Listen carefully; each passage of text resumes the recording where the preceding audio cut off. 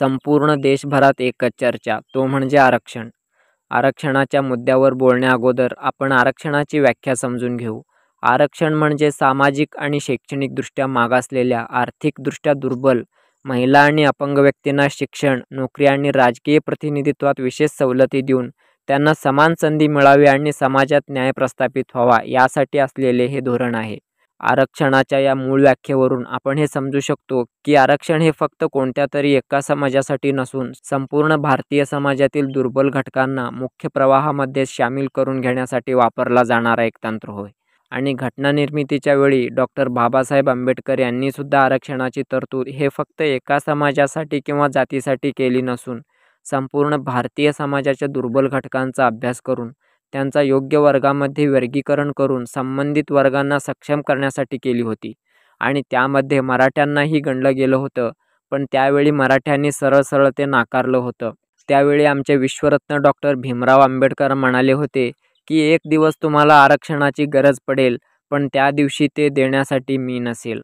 आणि आरक्षणावर सवाल उठवणाऱ्या प्रत्येकाला हे समजलं पाहिजे की बाबासाहेब हे फक्त एका समाजासाठी लढलेले नसून त्यांचा लढा हा संपूर्ण देशाच्या कल्याणासाठी होता. आज भारत स्वतंत्र होऊन 78 वर्षे पूर्ण झाले आहेत आणि ही देशाची गरज आहे की आरक्षण फक्त एका जातीला किंवा समाजाला न देता संपूर्ण देशात ज्या आर्थिक आणि शैक्षणिकदृष्ट्या मागासलेल्या आहेत अशांना आरक्षण दिलं तर आरक्षणाला अर्थ लाभेल आणि देश सुखशांतीकडे प्रस्थापित होईल.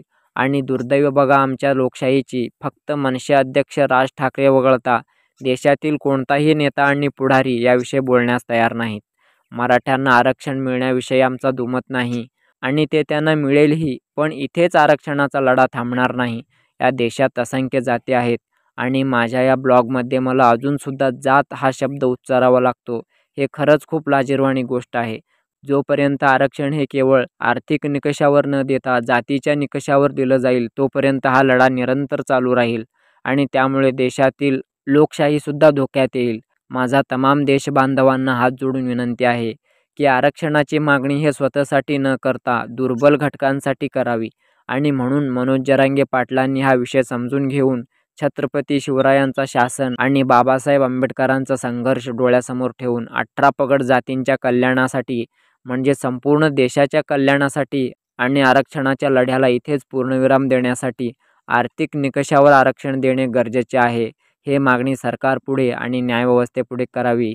आणि याबद्दल तुमचं मत काय आहे हे कमेंटमध्ये नक्की कळवा.